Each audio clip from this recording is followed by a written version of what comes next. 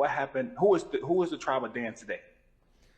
Or Okay. where is the tribe of Dan today? The tribe of Dan today, if you go and you do the history of what happened to Dan, Dan did not go and conquer their full inheritance, meaning their land.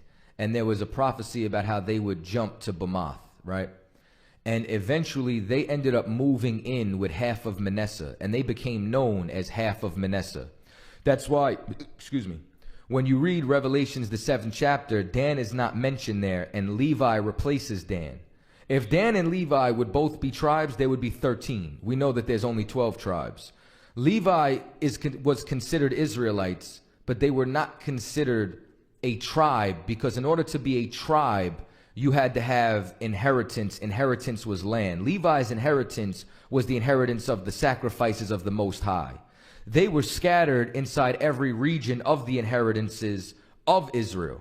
So there was Levites in the land of Ephraim, in the land of Simeon, in the land of Reuben, and there they were performing the duties of the priesthood.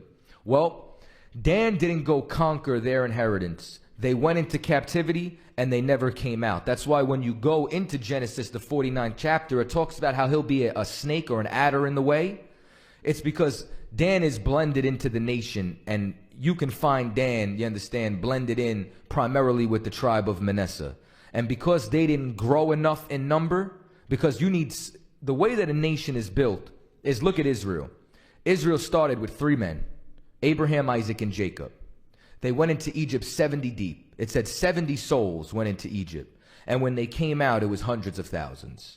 And in order for you to be a tribe, you have to have tons of sons and be a prominent member. In order for that tribe to exist, they have to continue to have sons, because it's the seed of the father which procreates. Dan wasn't having no sons. Dan wasn't conquering no land. Dan went into captivity and blended in with Manasseh.